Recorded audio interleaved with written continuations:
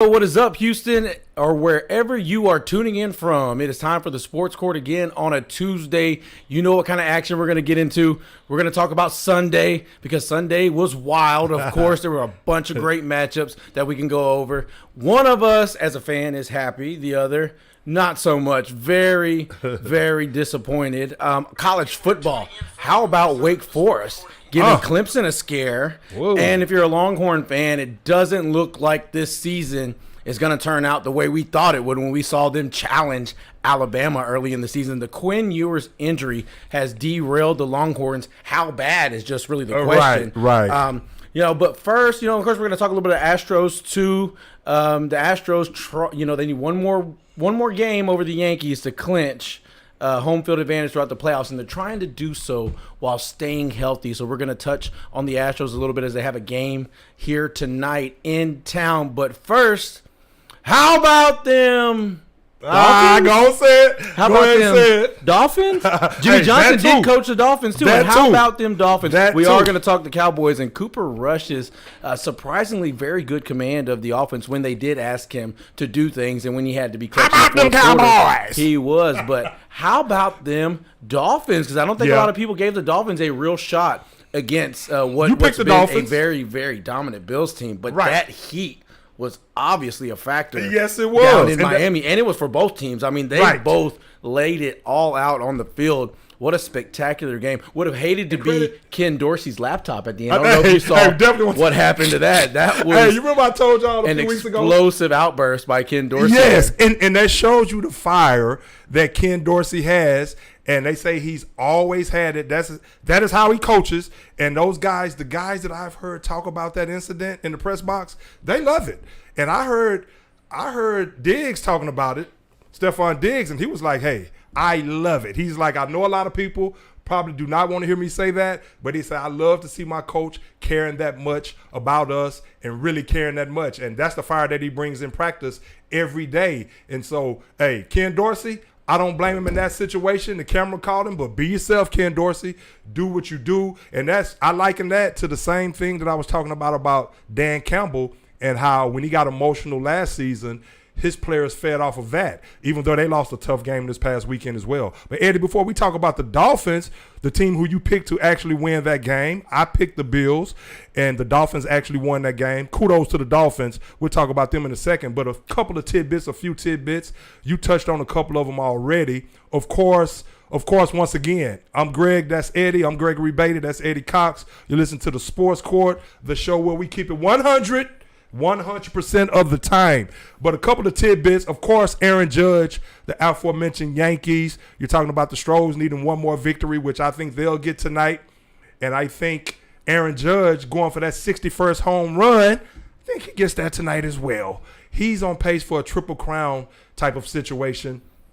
And for the not type of situation, he's on pace to win the Triple Crown in the American League. Leading in all categories. I mean, he's first in on-base percent. I mean, you go down the list and name it. Batting average, home runs, RBIs, on-base percentage, on and on and on. The first to have those type of numbers since the great Ted Williams. And we all know what type of a player he was. Maybe the greatest hitter of all time. You know what's really – look, I hate Aaron Judge. I actually despise the guy. I mean, he's a fantastic player, but there's so many things that have gone on between the pinstripes and the pointing of the fingers at the Astros. Mm-hmm. And we all know that the pinstripes aren't clean, never have been.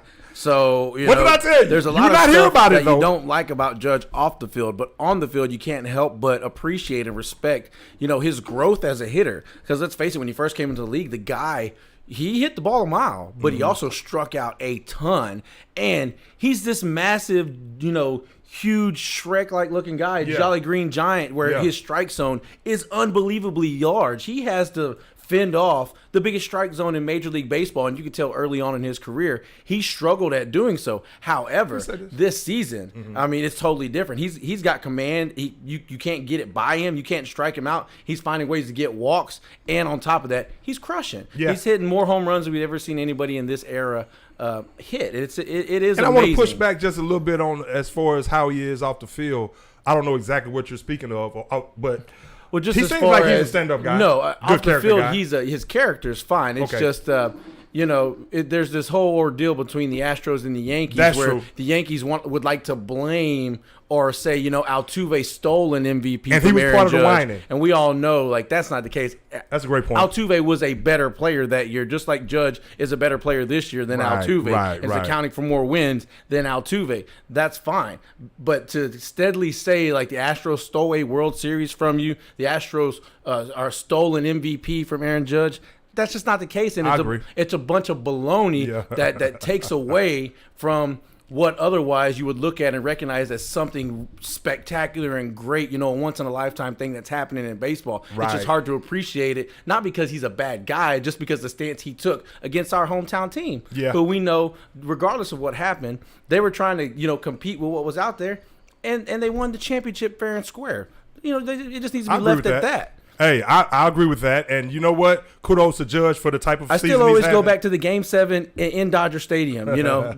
If you tell the Dodgers at the beginning of the year, hey, you can have Game 7 in your stadium for the World Series, you take it right now, they'll be like, hell yeah. Absolutely, absolutely. And they didn't win it. The Astros did. So there it is. There's that. And hopefully the Astros can clinch tonight. And so that means if the Yankees come to town in the playoffs, they will have to come to town more than the Astros will have to go to their home park if it goes the full distance. So the Astros, in other words, will have home field advantage. But before I get to your point about the Dolphins, before we talk about the Dolphins, we're going to talk some NFL, of course, a lot of NFL. Of course, the NBA season is kicking off. Ime Udoka ousted as the Boston Celtics head coach for having a consensual relationship that was against team rules, and they got rid of him. I don't really know the full details of that situation, Eddie, but it's not a good look for himself, nor the Boston Celtics. The players were blindsided by it. They still do not know the full details other than the fact that he's gotten suspended for that. And, hey, I don't know, but obviously I know it was consensual, and that's the thing. And it happens all the time. He just got caught. He got caught, and he's learning from it. What he has to concern himself with more than anything, Ime Udoka, is wasn't he engaged to Neil Long? Isn't he engaged to Neil Long? That's where he has to get himself out of hot water. And, of course, his job, he's going to be suspended for an entire season, may be suspended. He may get fired by the Celtics, so he's in limbo. That's not a good feeling right there, being in limbo about your job status. So, hey, but he brought it on himself. But, again, I don't want to delve too much into that, and I know you probably don't want to as well, especially without knowing all the details because, again, in the real world, things like that happen. Well, but hey, if you break the rules, you break the rules, but – look, it's not just breaking the rules. There's more to this story that hasn't come out yet. And, okay. And right now, the suspension, I think it's just a formality. But the Celtics are Months-long Celtics fans. investigation. They need to go ahead and accept the fact that Udoka's not going to be back as a head coach. He's not going to be back. He's not coming back. It's over I agree with that. And they're going to eventually pull the plug. But when they do, they want to have a litany of evidence, which is what they're going to have. If you noted, I think it was Matt Barnes that came out on the internet, was, standing behind Ime Udoka. Somebody called him who does know the details and told him, hey, look, this is what is going on now. It may or may not come out, but this is the real story. And Matt Barnes immediately retracted his statement over Instagram and retracted his support. See, that's what I'm saying. So there's a whole lot more to this that hasn't come out yet, and I can almost guarantee you will not see Ime Udoka on the sideline for what he did with the that Celtics team, again. For what he did with that team. Hey, what do I always say on this show? What's a man's biggest downfall? And I don't need to say the word. You all know what I'm talking about. Now the question is, do they bring in somebody else, or does Brad Stevens come back down out of the the lofty offices of the front office and take back over for? Of course, they're asking him to. Of course, they're asking him to. But they have a new coach right now that they're going to bring in right now. What's the guy? I mean, the guy that's going to be the interim. McCollum. What's the guy's name? I want to say it right here. Man, I have stuff jotted down everywhere, man. I know damn well I wrote this down. But that's what happens, Eddie, when you have scribble, scrabble. But, hey, man, but I'll say this, though. Think about it. The thing that stands out to me, obviously, if it was a rule that he knew about, I mean, obviously he couldn't let no one find out. But once one person finds out, of course, in a situation like that, there he is, and that's the new coach right there. And if he does a great job, he's inheriting a great team. But even though the word that stands out to me is consensual. But of course, it was against team rules, and like we're talking about, we don't know the full details of what went on. I think speculation has it is that maybe the relationship started out as consensual and then took a turn. And then possibly, now that's something different. Yeah, and then possibly, that's when Udoka crossed the line after I got that. You. So that's what I'm saying. So if it was just a yes can turn to a no at any time. At any given time. So it's curious to know how it all evolved as far as people finding out and things of that sort. But nevertheless, again, a man's greatest downfall, and I'll just leave it at that. But real quick too. Before we move on, did you see what Stephen F. Austin beat Warner NAIA school 98-0? Stephen A. Austin opened up a can. But you know what? Great job by Warner they traveled 17 hours, Eddie, on a bus to come play that ball game, man. So, hey, kudos to those guys to get their school paid. To get their school paid, going out there, landing on the line. And actually, it could have been 100-0, but Stephen A. Austin, they lined up for a 2-point conversion at the end of the game and decided to take a knee. First of all, why are you even lining up for the 2-point conversion? I guess you're not going to line up for a field goal. Yeah, they didn't want to line up for the extra point. So, I get it. But it's kind of like, hey, man, at what point do they call the game off? Seriously, 98-0. 98-0. That's where they call it off. They're lucky. I know they have to let the clock hit zeros, and so they kneeled down and they didn't go for the 2 points, which is obvious. You would not think a coach in their right mind would actually do something like that after a school had accepted an invite to come down there and play your team. And so, hey, hats off to Stephen A. Austin for Stephen F. Austin. What's up, Stephen A. Smith? Yes, you keep trying to say Stephen A. Yeah. Hats off to Stephen F. Austin for a 98-0 victory, but also hats off to Warner for going down there, taking that, as Jim Rome would say, getting their asses handed to them.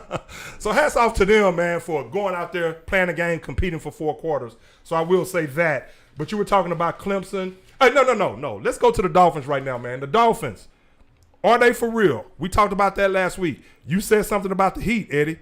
I tell you what, that Heat is real. And all the games that they can win while it's playing to their advantage, even though Buffalo outgained them and actually dominated, as far as statistics, dominated the football game. But one thing you asked last week, you posed a question, or we talked about if the Dolphins were for real. Obviously, right now at 3-0, they're looking for real. And Mike McDaniel, he looks like the real deal right now. And not so much do they look for real because the ascension of Tua and the way he's playing under the tutelage of Mike McDaniel and from his own talents, of course, which made him the number 5 pick in the draft from Alabama. But the defense is balling out. And it also shows that Buffalo still cannot win close games. But the Dolphins, man, you have to take your hats off to them right now because you know at some point it's going to get cold, and we'll see how they play in that cold weather. But as of right now, they seem like a team that's definitely a contender with the way they can be explosive on offense, the way they can balance it out with the run game with some explosive runners in the run game. But what's standing out more to me than anything is them being able to win in different ways, just being able to find a way to win in the fourth quarter, unlike UT, which we'll talk about here when we talk some college football here shortly. But Miami is for real, Eddie. No doubt. I kind of had this inkling, you could kind of see it already this season, that this team was going to be a lot better because of the additions they made in the offseason and because of Mike McDaniel and this offense. If there's one thing about that type of offense, if you want to know how that type of offense operates, especially at the quarterback position, all you got to do is look over at Kyle Shanahan and look at San Francisco, where you don't need a bunch. You don't have to drop back and throw it 30 times with your quarterback to have success. They go out there. They're very efficient when they do throw the football. Yeah. The addition of Chase Edmonds has allowed them to do some things in the running game as well as the passing game with Chase Edmonds, because he gets out of the backfield so quickly and he's got a set of wheels on him. And you look at the Miami Dolphins as a whole, we talked about it last week, their speed with Waddle and Hill, it makes them really hard to cover. You don't have to cover them. You don't have to really worry about them throwing the ball over your head. It seems like you got to worry about them throwing it in front of you and then splitting your defense and getting down the field. And that's just a dangerous place to be in, because the moment you start cheating up on these guys, they can take the top off over you. Right, Eddie. Tua's been just tremendously efficient, but that is a Mike McDaniel quarterback, and that's why, a guy like Tua can be, he can live up to where he was drafted now in this offense, because he does still have that knack for, in a close game, to have the toughness to deal with the injury, to come back in the game and still make the plays you need him to make and lead you to victory in the fourth quarter. It's definitely a sort of a statement game and a big time trademark moment for Tua as he evolves into this guy that's finally going to live up to this place where he was selected. Hey, I agree. And the point that you made about how dangerous it is, because like you said, if you cheat up, they're going to blow past you. And that's how potent they are, because you have at least two wide receivers that not only can take the top off the defense, but their game is really not predicated on, well, Tyreek Hill, of course, is. But Tyreek Hill, even when he was at Kansas City, he can run every route on the route tree. These guys can run every route on the route tree. So you're just not looking at a guy that's like, say, a Randy Moss. As great as Randy Moss was, second or third best receiver all time, maybe second best, behind Jerry Rice, of course. But you knew when you lined up that more than likely he was going to stretch those long legs out, and he was going to either run a deep post or streak or go route.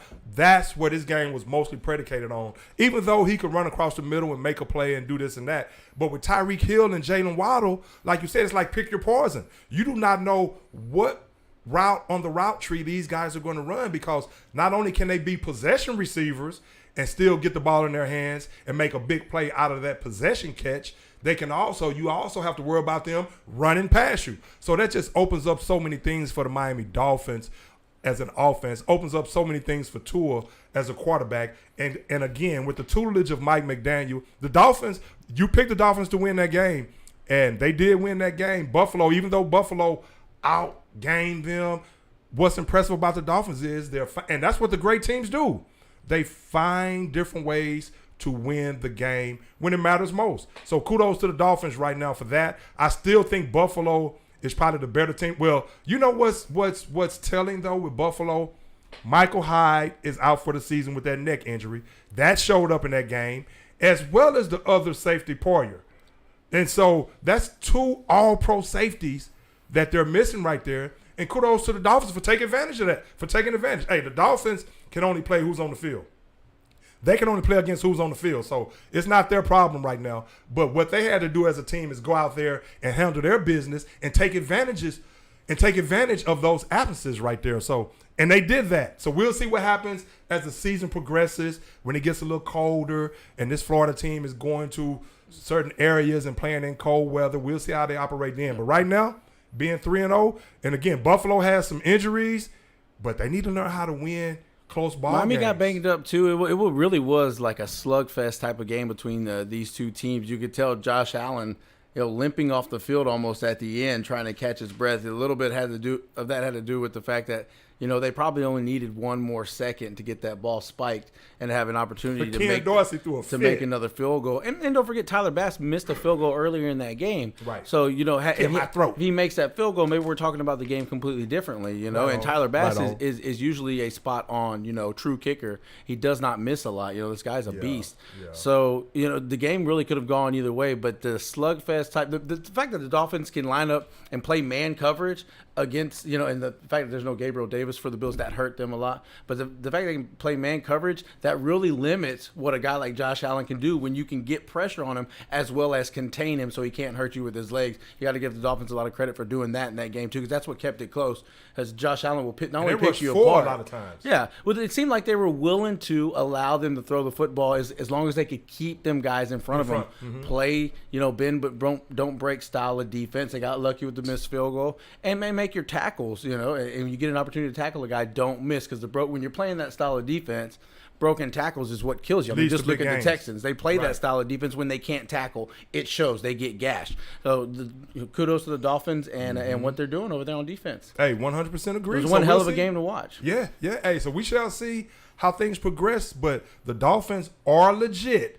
So that's essentially what we're saying right here. The Dolphins are legit, and they're 3-0 right now. Only 2 3-0 teams right now, if I'm not mistaken, but they're 3-0. And granted, it was a tough ball game, but again, when you win the games where you're outgained and you're probably outplayed for the majority of the game and you find ways to win, that's a mark of a great football team. And speaking of the Texans in that run game, the Texans this past weekend, man, what is your thoughts? What is your thoughts on the Texans? It's just It's like brutal right now. like we talked about beforehand. Once again, I saw a defense that played well enough to win, even though they were gashed by the run. I think the speed of Khalil Herbert got on them, you know, and they were not making a lot of tackles. They were giving up a lot of big plays, a lot of big runs. Yeah. But they were coming up with turnovers, and that was sort of offsetting what they were doing. Jalen or Petrie, 2 lack picks. of what they were doing. Congrats, young man. Yes, sir. He did show up and have a good Sunday. Yes. You know, that was able to offset those big plays. However, the offense was giving you nothing, and in particular in the fourth quarter, once again, the Texans are shut out and get nothing in the fourth quarter, and that is a problem. That it's not only a Davis Mills thing, it's a Pep Hamilton thing, and they have to get it figured out. Now, I would definitely, we talked about it last week, I really would. I kind of have almost seen enough of Mills. But you're in a position where you just really can't go there, because even if you're going to draft one of those other guys that are going to come out, you know, next season, you still need him to be around in the building. You still need to either be able to trade him or have him be your backup quarterback. You can't just throw the baby out with the bathwater with him. So you're probably in better position to just keep playing the guy. Yeah. But it's disappointing, because whenever you're a fan of the team and you want to see them win, and you feel like the backup actually gives them a better chance to do just that, it can be frustrating to watch at times, because Davis Mills has struggled in crunch time, and it seems like he's even trying to fake his way through things. You know, try to look off a defender when he doesn't need to, you know, and forgetting to look at the receiver that he's actually looking at that side of the field at. The mistakes in crunch time make Davis Mills seem like he shrinks. He's the a moment. back well. And, he didn't do that last season. So, to me, a lot of that has to do with, Pep Hamilton as well. Yeah. There's something about Pep's offense or what they try to do in those moments that is just not. It's not clicking right now. It's not helping Davis Mills become a better quarterback. Exactly. And the thing about it is, now I was high on Davis Mills last season. When I say high on him, I saw the potential if he could come back this season and prove it and take that next step and actually evolve as a quarterback. So because as a franchise quarterback, that's the main thing you have to be able to do is win in the fourth quarter, which he hasn't been able to do. As a matter of fact, the Texans as a team, and we're talking about their rush defense, who gave up 281 yards against the Bears, and you talked about Herbert right there, and David Montgomery went out. Actually, he left the game early in the game. So, and Justin Fields had a pedestrian game passing the ball. That passing game looks putrid at best. I don't like him over there in Chicago right now, as far as I just don't like the organization and where they're headed. But Davis Mills, if you're a franchise quarterback, you have to be able to win in the fourth quarter, put your team on your back, and make plays to win the game. And you have to be able to push the ball down the field. And that's what I haven't seen him. We touched on it last week. That's what he hasn't been able to do, even though he took a few shots in the last game, but he hasn't pushed the ball downfield. Now, some would say, if you think about it, a lot of people would say, and I don't know if the Texans are actually thinking like this or if they're actually owning up to the fact that maybe Pep Hamilton maybe shouldn't be the answer as an offensive coordinator. That's to be determined as well. As of right now, he's not passing the test, especially when you look at the way the fourth quarter has gone. But you can also look at it as, too, if you look at Brandon Cooks, as much as I like Brandon Cooks, he's a third receiver on most teams. He's a third receiver. You have Nico Collins, who's a second-year player. I think he's going to be a good player. But they really have no true weapons on the outside, no one that really scares you. Again, Brandon Cooks, who's their number one receiver, in my eyes, is really a number 3 on most teams right now. I know he's had some 1,000-yard seasons and things of that sort. You have David Pierce. You have Damian Pierce, who you're leaning on, who runs like a beast, and you have him to lean on in the run game. But Davis Mills, Granted, you just can't give him a big workload because he hasn't really had one. That's so true. all through college, they didn't run him very much. If you bring him to the NFL and beat him up, right. That is right now is probably your most valuable asset, as far as draft picks go, aside from Derek Stingley Jr. So you got to take care of this guy because he could be a dominant force for you for years to come. Right on. The real problem with their offense, it seems like, with Pep Hamilton and this scheme is they don't try to throw the ball downfield or try to put that fear in the heart of the defense until they have to. Shot. Right. Until they find themselves in 3rd and long behind the sticks. That's until they find themselves in a game where they had the lead and now the team has regained the opposing team has regained the momentum and now they're storming back. So now you have to try to force some things, and it's just so unnatural. And the defense is ready for it because by now, they know you've got to throw the football. Right. And it just seems like the Texans can't ever come out and catch the defense in a set where they don't know what the Texans are doing. They know they like to run it on 1st and 2nd down, and they know that down and distance, typically dictates what the Texans like to do. And it's so obvious. If I can sit there and guess whether or not you're running and passing, I guarantee you, whoever the hell the defensive coordinator is for the other team, they know it more than I do. Well, I'll tell you this. Pep may be gone next season, along with Davis Mills. But what if that's, and along with Lovie Well, what Smith. I'm trying to figure out is what if organizationally, they're tanking, they're silently tanking. But see, that's why I asked you last week. That's why I said. Well, you see them do things like go for the fake punt, and you think, oh, well, yeah, they're trying to win this game. Well, you can't make it obvious, of course. But you can't make exactly, it obvious. You can't make it obvious. Where is it really coming from? The fact that they're not really pushing it down the field with Davis. Hey, that's a damn good question right there. Because at the end of the day, these are 3 games. The Texans could easily be 3-0 right now. Wouldn't that be crazy if they were the only other 3-0 team in the league? Yes, they could easily be 3-0. So, as fate would have it, I think Jeff Driscoll makes them at maybe at least a 1 or 2 win team. That's it right there. At what point? And he's the number 3. Now, that will tell you right there. That will tell you right there if they're really trying to tank or not. If Davis Mills continues to falter like he does in those crucial situations in the 4th quarter, again, in the last 3 games, the first 3 games, the Texans have been outscored 30-0 in the last 3 games in the 4th quarter as a team. So that shows you, one, about the conditioning, about the coaching, about the the play calling, the coaching, and 30-0 in the 4th quarter. But if Davis Mills continues to falter like this, and they don't put Driscoll in there, because that was one of the questions that I was going to pose to you. At what point do you put Jeff Driscoll in there, a guy who in preseason at least, he showed me some things. I watched him play in college. Well, you didn't get to see a lot of Kyle Allen. Kyle Allen is the backup. Allen is the backup. They do have a package for Jeff Driscoll where he does, run the football or do some things out of. But he's such a dual threat. And he does have, both of them guys have starting experience. You could easily see one beating out the other, while Kyle Allen, when he did play in the preseason, he looked sharp. Mm-hmm. And Jeff Driscoll, you feel like if you put him out there, he's going to go out there and be like, Pep Hamilton be damned. My career could end on any play. My days are numbered in the NFL. I'm going to go out here and slang it. I don't care if you called 25 lead. I'm going to go out here, I'm going to change the play, and we're going deep, Nico, because, hey, that's what guys like him do. That's why sometimes the backup quarterback can come in and give you a spark because they'll do things. He's got nothing to lose. He's playing with nothing to lose. Where Davis Mills, you feel like he's playing like he has everything to lose, and he's watching it slip away right in front of him, and he can't do a damn thing about it. He is definitely not passing the audition test at this point. And I was a guy that was going to give him the benefit of the doubt. He was a rookie last season. He did some things on a terrible team that lacked talent, lacked depth, and I saw some signs. This season, it's obvious. As of right now, it's only been 3 games. It's obvious that he's more of a backup type of quarterback. And when you're running Rex Burkhead out there on like 65% of your passing downs, right? What do you think that tells the defense? Well, even if they run the football, we really don't have to defend it. Our guys can be our guys can be in pass coverage and come up and still stop this guy and keep him under 4 yards of carry. Right. It's sometimes when I'm watching the game, it's just so frustrating because you'll see them play so conservatively, throw a lot of screens whenever the defense isn't even really being over aggressive. Right. And it just makes you wonder, where is the confidence, or where is the, the bravado in this offense. That's where you come out, you lay your hog on the table, and you say, hey, Davis Mills is going to show you what he can do with his arm today, and I don't care if he throws 6 picks, we're going to throw for 400 yards. And see, that's the thing right there, and that's why I always say. No say, aggression. It's it's a yellow-belly offense, man. That's why I say you always have to be aggressive, and we've talked about teams, when we talked about Kansas City losing Tyreek Hill before the season started, and people were like, where are you going to lose that deep threat? Again, it's the NFL, and these guys can run.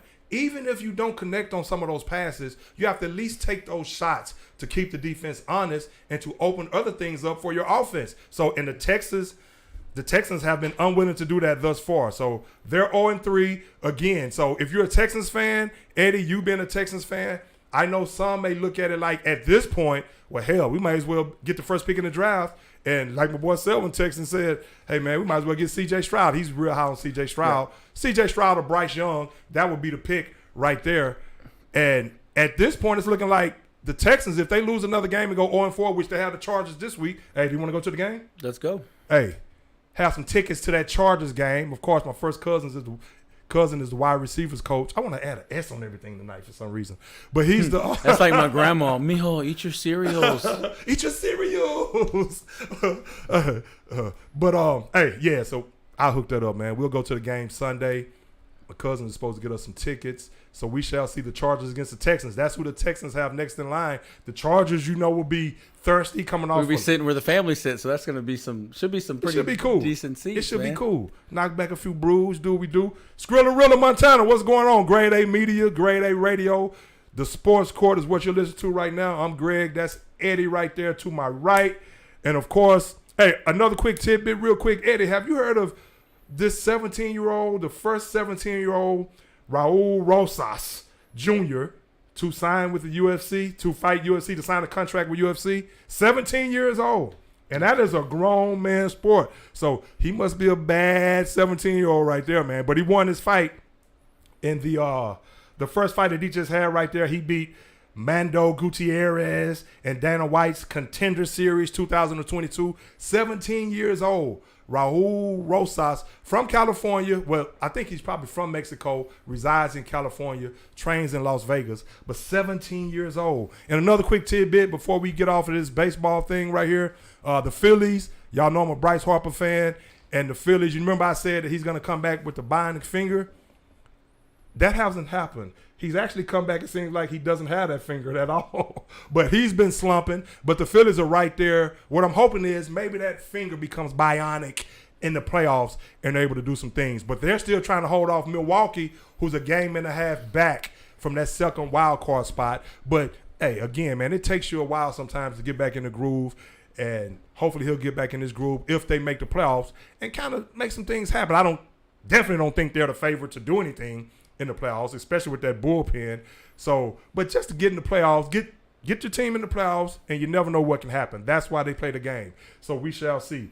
But anything else you want to add about the Texans before I get to my Super Bowl contending Cowboys? No, I think you're still going to watch just real quick. I think you're going to watch the defense grow over these next couple games. The turnovers are starting to pop up. The interceptions. Mm-hmm. Jalen Petrie is just a joy to watch play. He is. And he even he does still make some mistakes. You'll see him take some bad angles. Yeah, but still, that's learning. That's learning the game, learning your opponent. You after one time around, you start to see some of these guys. You learn how they run. You learn how to study the film and anticipate the moves they want to make in certain situations, and I think he's going to get there just fine.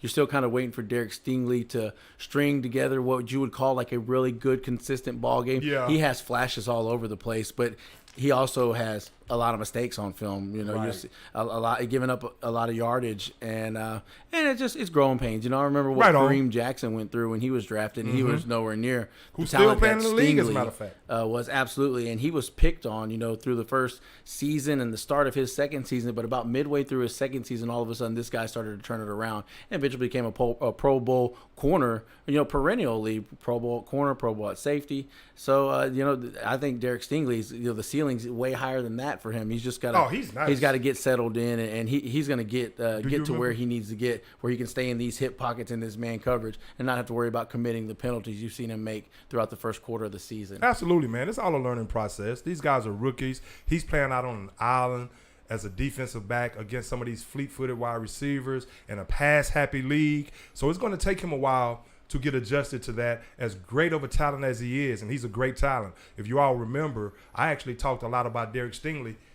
His freshman season at LSU, the year they won the national championship, when he got 6 interceptions, you remember me on here talking about him. Watch that freshman, Derek Stingley Jr., who's the grandson of the great Darryl Stingley, the late, great Darryl Stingley, who actually got paralyzed in a football game for the New England Patriots against Jack Tatum and the Raiders back in 1976, I think it was, and later died from his complications years later. But you know Derek Stingley has the genes. So he's going to ascend as a cornerback, and I think he's going to live up to the billing of being that number 3 pick. We've seen some flashes like you're talking about, but it's just some things like we're talking about the growing pains. He's going to go through these growing pains playing against these pass-happy teams. So that's going to happen. And when the offense starts to sustain drives, when the offense starts to score points, that will invigorate this defense. I agree with that. Loses hope throughout the game as they see the deeper they get into the ball game, that the offense starts to handle the ball less and less and turn it over more and more and more. Speaking of handling the ball less and less,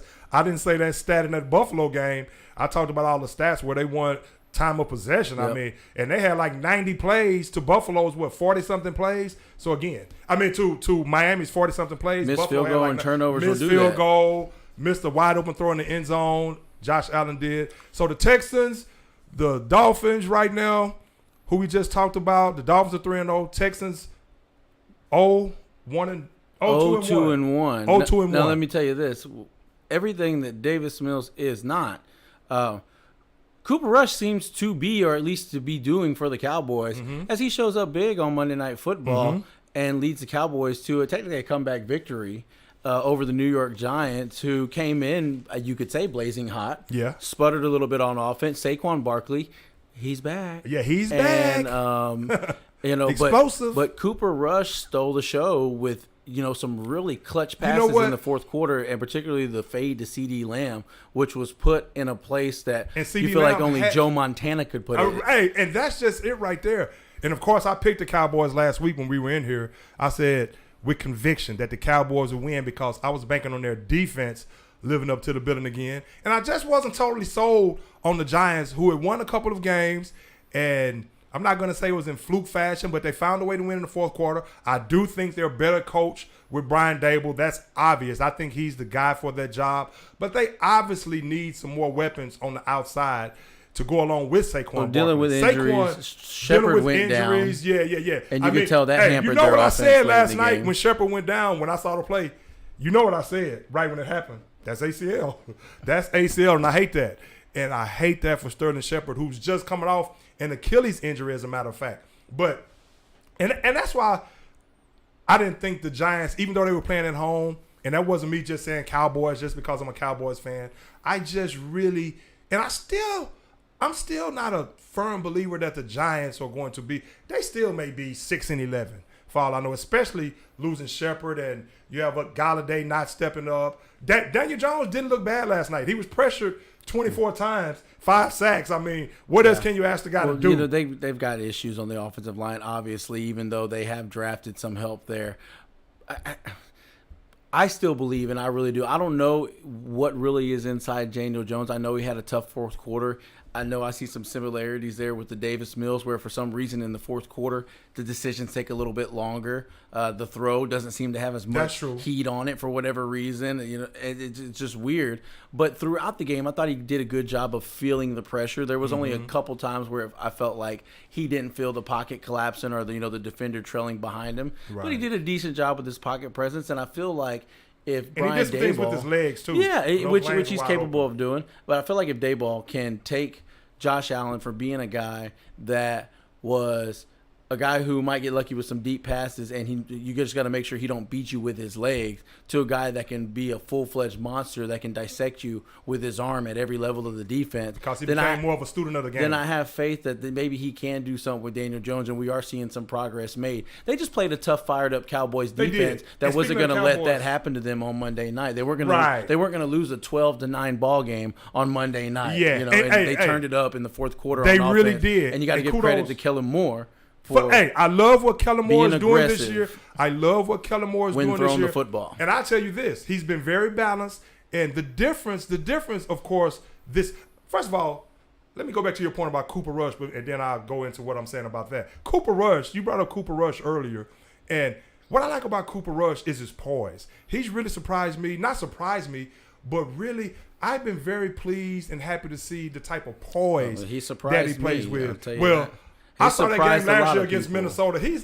When I say surprised me, I guess when I saw that game against Minnesota, but I guess it is surprising. I guess I can say that it's surprising that he's been this consistent thus far. Now it's only 2 games, but he seems like he's a very serviceable quarterback. But what I've been pleased to see, what's been a pleasure to watch, is his poise. Knowing that a lot of people are talking about how the Cowboys maybe should have gone out and signed another quarterback. He has not wavered one bit. He's going out there. He's leading his team. The team believes in him. The offense believes in him. Kellen Moore, to your point, he's been aggressive. Even though Dak is not in the game and not playing, and Cooper Rush throws a nice ball. I mean, he throws as a former wide receiver, I sit back and I watch his throws, and it's like I would love to catch passes. I remember when I used to be at Ohio State, Eddie, little blast from the past right here. And I remember I used to be at Ohio State, and we would be in practice, and sometimes we would be, we would be having throwing drills and throwing sessions and things like that, especially early on when I was really trying to prove myself as a freshman.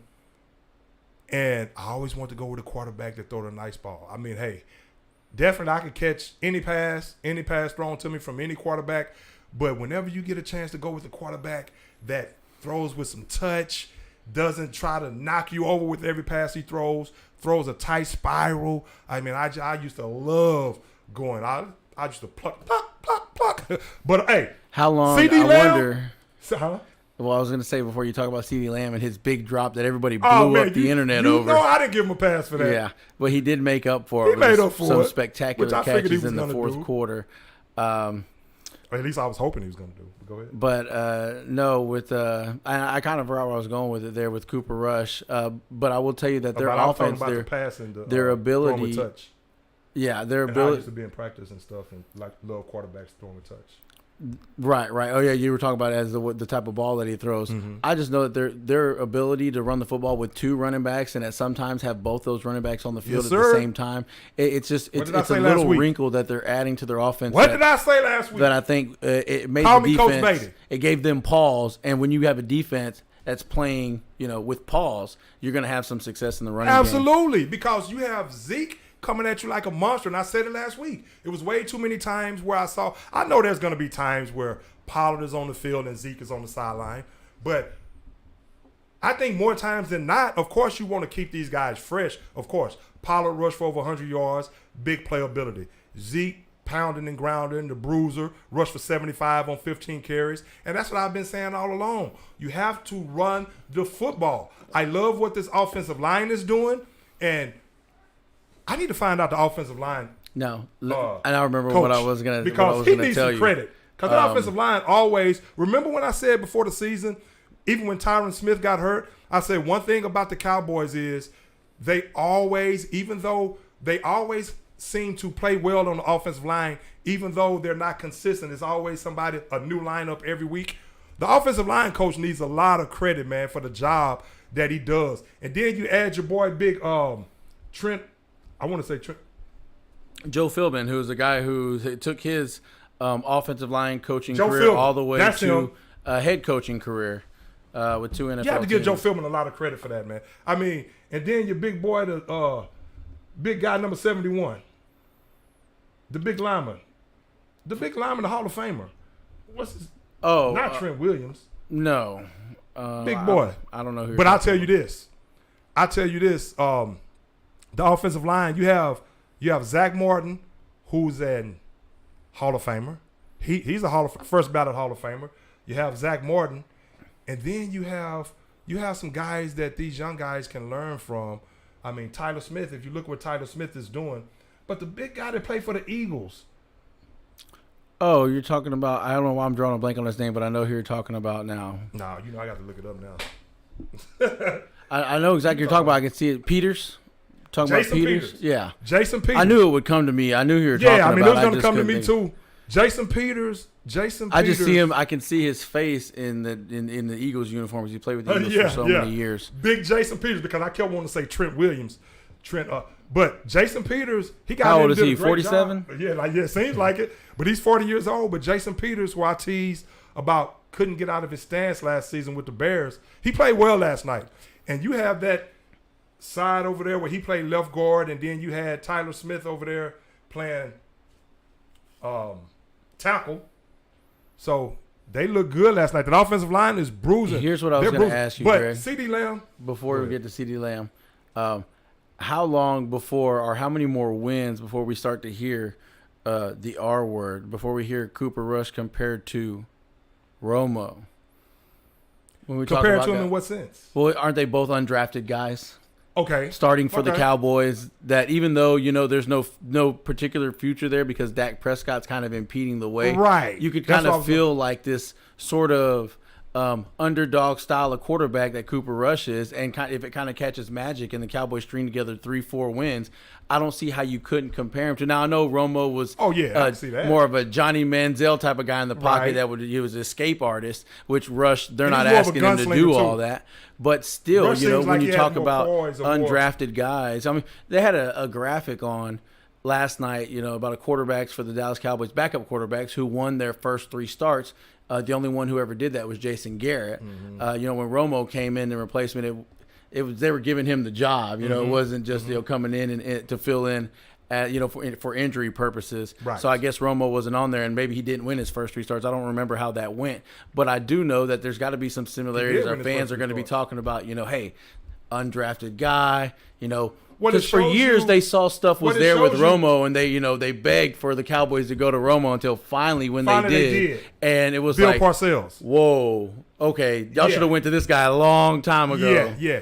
Even though he never won a Super Bowl, he threw a lot of interceptions. He was a very good quarterback. You can't make any mistake about that with Romo.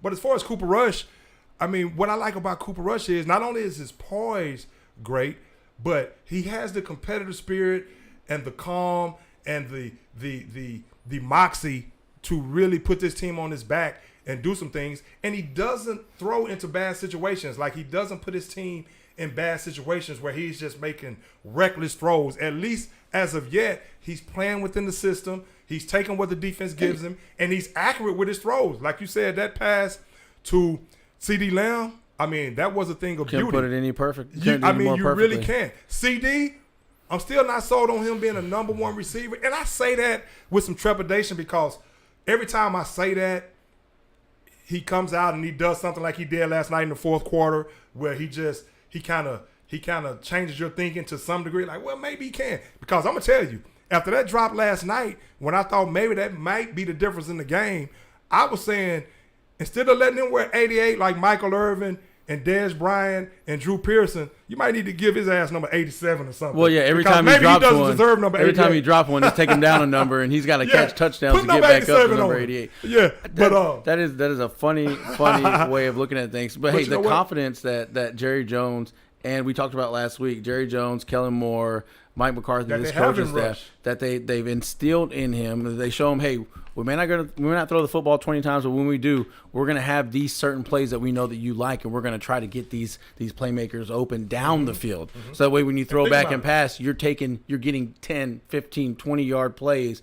We're not going to line up and throw 5, 6, 7, 8 stops in one half. That way you end up getting picked off for 6. Right. Like you see happen so many times when coaches try to baby a quarterback. So he's flying high. And he's been there. He feels he's got Jerry Jones, right there in his face before he comes out of the tunnel. Go get us some glory hole, right. And he's got all the confidence in the world, and he played like a guy who has all the confidence in the world. And it's a sight to see. I enjoyed watching that game. Yeah. And I enjoyed watching him perform in the 4th quarter. It was nice to see CD bounce back. Yeah, the way yes, he did. It was. And hey, Noah Brown is a pleasant addition to this receiving staff or receiving core, because especially with no Michael Gallup, you have Noah Brown stepping up big time and getting some big receptions as he gets forgotten about quite often as they try to cover the other weapons of the Dallas Cowboys. Absolutely, and like I said last week, that was a revelation right there with Noah Brown. Of course, he's been on the team for 3 years, but he's mainly been noted as a tremendous blocker, possession receiver. But that's the thing, man. If you can get Michael Gallup back,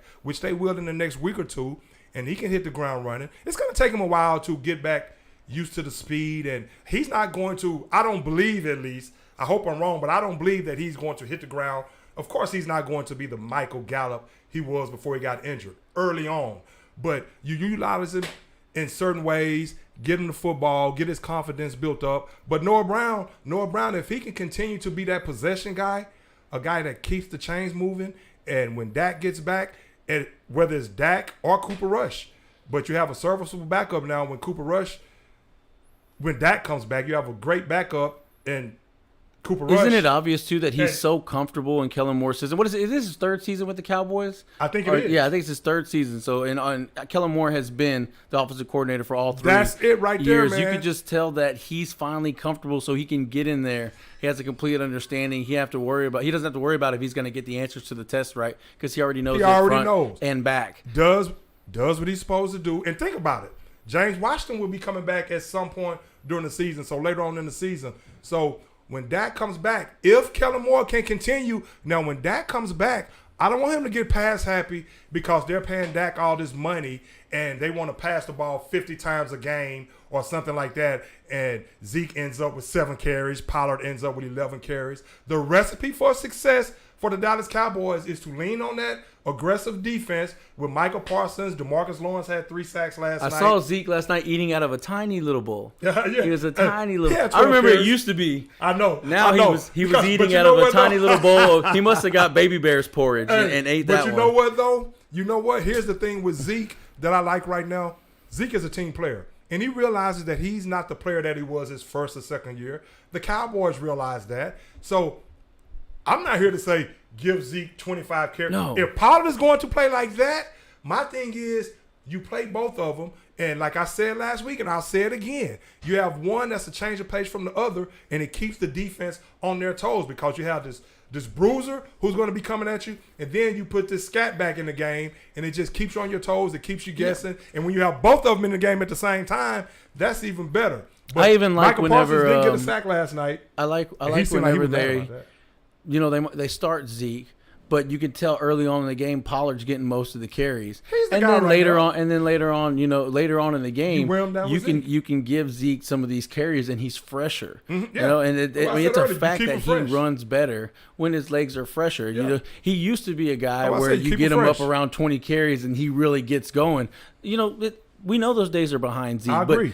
But some of the best, as a matter of fact, the best running attacks in the NFL have 2 very good backs that do very good things differently. That's how it is these days. The Cowboys are no different. Zeke Elliott, whether you want to look at him as 1 or 2 on that, he still can be a guy that can go out and grab you. He scored a TD last 8-9 touchdowns 15, a year, if not more. Yes. And Pollard's a guy who you feel like you can get in there, and he's got defense have to contain him because he will break one. Absolutely. He's got the speed to break the big runs that maybe Zeke can't break anymore. Right. And you have to have that threat to keep defenses honest. Yeah, I mean, hey, and I've been saying that's why they have to commit to the run game, even when Prescott gets back. But when the offensive line is playing better like they played last night, that's whenever you can do that. But if they're getting beat up front, they're getting pushed around up front, or they're banged up front, and they're not playing well, that's going to make it that much harder on Kellen Moore and especially on Cooper Rush and the entire offense. Of course. But that's why I always said, though, even before the season started, I reiterated again, and kudos to Joe Philbin for being a great offensive line coach. That's why I said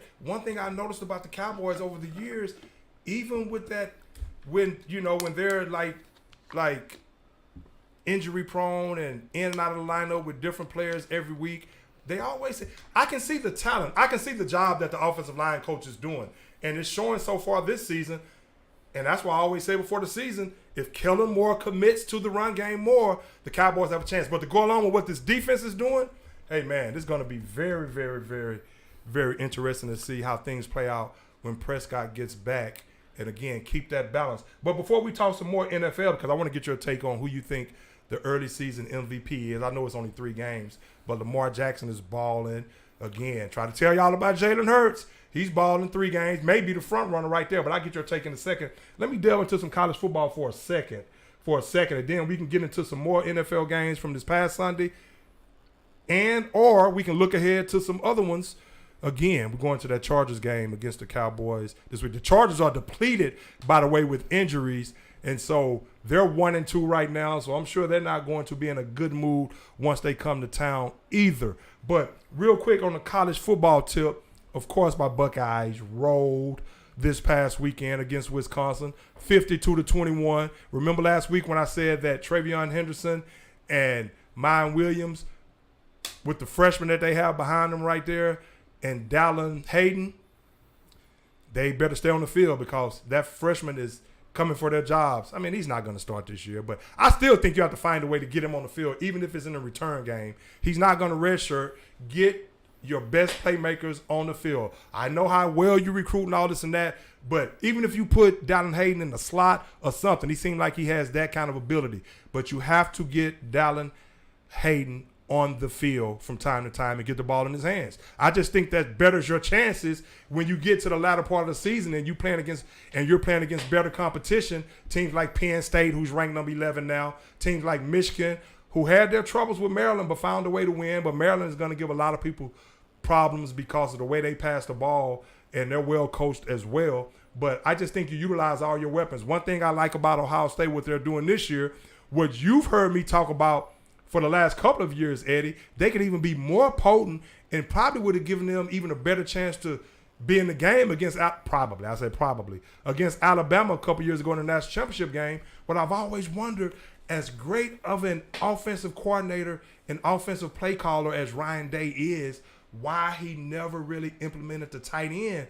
Now this season, he's starting to do that. And so you're utilizing your great wide receivers, Jackson Smith and Jigba, who they held out last week because of that hamstring injury. He's going to be back. But they still have Ibuka, Marvin Harrison Jr., but now they're implementing the tight end, and they're utilizing him in a myriad of ways, getting him the football.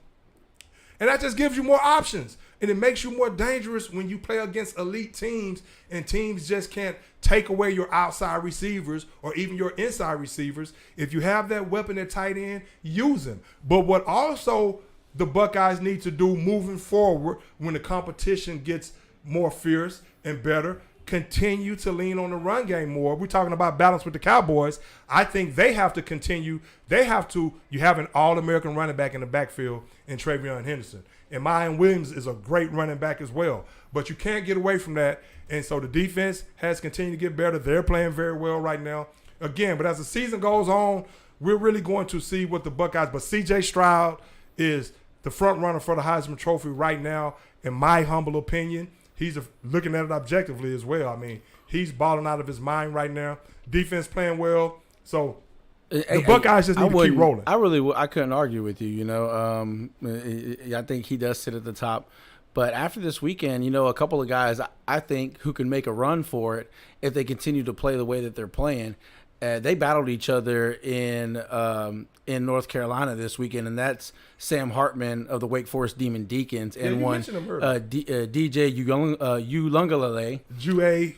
That's DJ how you say Uiagalelei. Uiagalelei. DJ U. Yeah, DJ Uiagalelei. Okay, he threw 5 touchdown passes, 371 yards, to the player that we brought them back. I mean, he came in young, but now he's really developed into a guy. He put that team on his shoulders. He brought them back in that game where it looked like maybe Wake Forest was going to be able to put them away. Mm-hmm. They were able to get to overtime and then double overtime, win the game. But Sam Hartman didn't back down either. This guy was dropping dimes, man. I'm talking about bullseyes in the end zone, going deep, nonstop against a defense that is looked at as one of the better defenses. However, very young on the outside at corner, and Sam Hartman and the Demon Deacons took advantage of that. Yeah, they did. It was an exciting football game to watch, and that's why I wasn't over there watching Ohio State and Wisconsin, because I was dialed in to what was going on. Ohio State, Wisconsin came on that. Oh yeah, that's right. Yeah. No, but that's when I was watching. I was watching UT and Texas. Oh my god, we're gonna talk about them right quick too. That's what kept me from watching the Ohio State game was the UT and Texas. But this game, I was dialed in. No, Ohio State came on at 6:30. You know, I watch. You have to know. Did they come on at 6:30? Yeah. It showed that I could have swore it showed that they were live at the same time, or was I watching A&M? They're A&M in Arkansas. A&M came on at 6:30. So A&M in Arkansas is what I don't even know what the hell I was watching.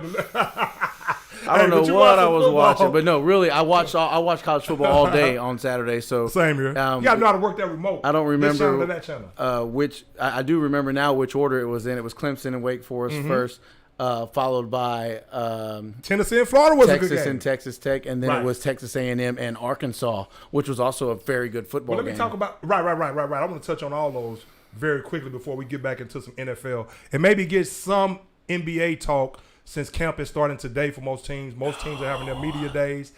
It is not ready for that NBA talk, but we're going to talk.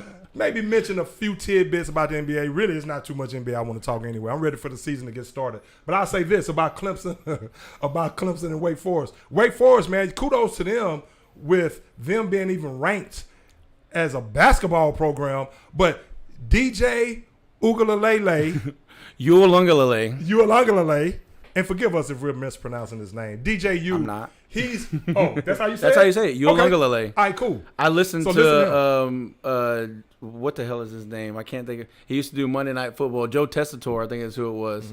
Or was it McDonough? Both of them have done. It was McDonough. Sean I'm usually McDonough. good with I watched Sean McDonough. Names, I listened to him pronounce it about 50 times. Yeah, so that's what I'm saying. I'm usually good at pronouncing names once I hear it. I hate that watching people's names. By far one of the most difficult ones to get down. You hear you'll hear them call him DJ a lot too. Yeah, right. Or DJU. But you're right. But Clemson, they're still going to be right there at the end. They need to get that defense better, but they were able to pull that game out, which Dabo Swinney has been able to do a lot in recent years. Games that they should probably lose, they end up winning. But this quarterback now, what is he, a sophomore? Now he's looking like, or is he a junior? Now he's looking like the quarterback that we thought.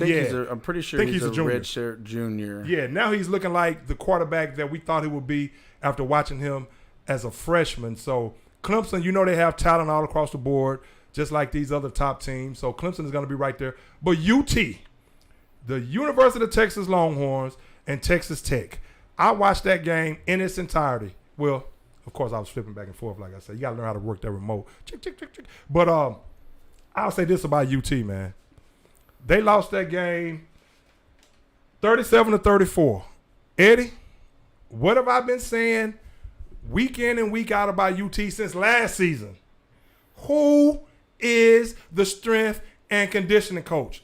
I don't call for no one's job normally, but in this situation, normally in a situation like that where teams fold in the fourth quarter, week after week after week, and this goes back to last season, where they just end up losing games because they run out of gas, normally the strength and conditioning coach usually takes a lot of the blame, gets fired. Now, I know he's not Bijan Robinson and he can't carry the football and all this and that. But that's just a question.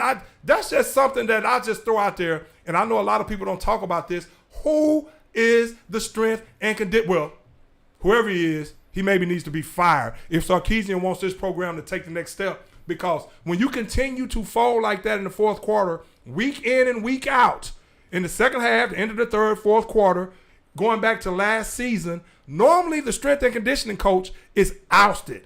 He's the one that's the scapegoat a lot of that, because that's pretty much saying that your football team is not in condition. So, of course, that's not the only thing. It's not all on the strength and conditioning coach. Of course, a lot of that has to do with coaching. And, again, Bijan Robinson fumbled that football, which is uncharacteristic of him, who's the best running back in the country, in my opinion. Top 10 pick, in my opinion.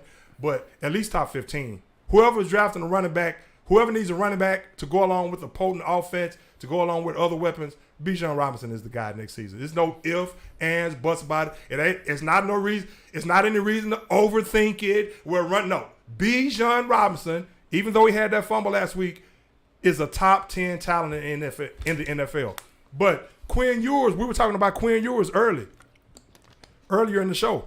He may play this upcoming weekend. He actually dressed last week with that injured left shoulder, sprained left shoulder. He may get back into the fold this coming weekend. You knew he wasn't going to get out there. Look at UT, man. Now they're sitting at 2-2 once again. I mean, coming to the season, a team that you have high hopes for, they may run the table for all I know. Of course, you don't have Quinn Ewers, but you should have beaten, even without Quinn Ewers, should have finished that off against Alabama, ran out of gas, strength and conditioning coach.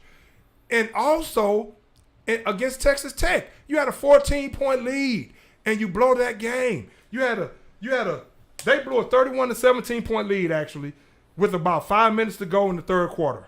I mean, and I can see I wouldn't be making a big deal about it if it was something that okay, that was uncharacteristic of their team or something like that.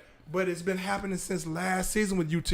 At what point does the UT fans, I'm sure they're fed up with it by now, but now they're sitting at 2-2 when they can easily be 4-0.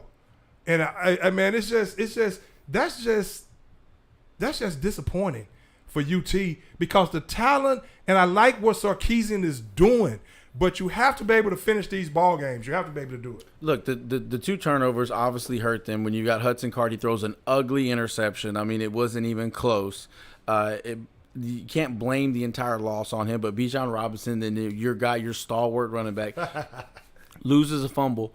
But what you see with Hudson Card that, you know, you don't see with Quinn Ewers or what Quinn Ewers does that Hudson Card doesn't do is he converts on third down. The Longhorns were 3 of 9 on third down, and that played huge because they were unable to hold on to the football while Texas Tech ran like 30 more plays than they got to run. I mean, they had let's see, look at it right here. They had 31 first downs, the Red Raiders did, to the Longhorns 20. Wow. You know, they were 7 of 20 on third down. They had 20 third down opportunities compared to the Longhorns 9. That is insane. So whenever you want to look at, okay, why is this offense falling apart in the fourth quarter? Whatever they're doing, it's the wrong strategy. They need to be more aggressive. They need to run more plays. But I get it. I understand. They don't feel comfortable with Hudson Card doing that, even with the weaponry that he has around him. Yeah, and that's understandable because we all know that Quinn Ewers went in there and won the job, you know, almost right out of the gate. And he's a gunslinger, man. I love the way Quinn Ewers looked in that first game. Hey, they could easily be 4-0 right now. And there's something about playing the Red Raiders for these Longhorns because they're going to blame it on the Michael Crabtree absolutely. game? I was going to say ever since the Crab game, of course, that took place in Lubbock. Right. This game was at Jerry's World, right? Mm-hmm. So there is an investigation into a Texas Longhorns player who was pushed after the after the Red Raiders won and they stormed the field of AT&T Stadium. One of the Longhorns was pushed in the back pretty hard. You know, he's fine, but you can't have this stuff happening. You can't have a guy that may have a future in the NFL get injured by some drunk idiot 19-year-old running onto the field who wants to push him in the back because he thinks he's cool. And they'll probably sue Jerry. But there is this sort of, the Red Raiders have they have a knack for jumping up and beating Texas whenever they should. Well, Texas Tech, no matter who's coaching that team, they seem to always run the same style of offense, an offense that's going to give you problems because they're always going to be pass happy and they're going to make plays. So it seems like no matter who's coaching that team, they always have an offense that's very formidable. They run them quick concepts that are like if then then. Okay, you look at this guy. If not, then you're going to go check it down to this guy. I mean, always they're real simple, on 1 or 2 read concepts, and they have success because and they then use they the have wide so side many of the people field. going out in the route combination. 3 and 4 players, which a lot of teams do these days. But the scheme in which they do, I mean, again, and no matter who's the coach, Texas Tech is always a team that's going to give you fits in the pass game, and they're always going to play tough. So their coach, they said. What did their head coach say after the game in the locker room, in the meeting with his teammates or with his players? What did he say? He said, "I knew they were gonna fold. I told y'all they were gonna fold." And that's a bad look for UT, man. You have to tighten up in the fourth quarter and become more stout. You have to become more of a stout team in the fourth quarter and a team that can finish. Until then, now we will see if Quinn Ewers is the guy where he throws the ball around to where they have such a nice lead. They have a nice lead in the fourth quarter to where that doesn't even matter. So we shall see. But real quick, before we stop talking about college football, I love what the Minnesota Gophers are doing right now, man. They beat Michigan State, who's a disappointment, 34-7. I mean, they're a disappointment, man. If you look at Tanner Morgan and Muhammad Ibrahim, they went wild. Morgan was 17 for 20 in the first half for 207 yards in the first half.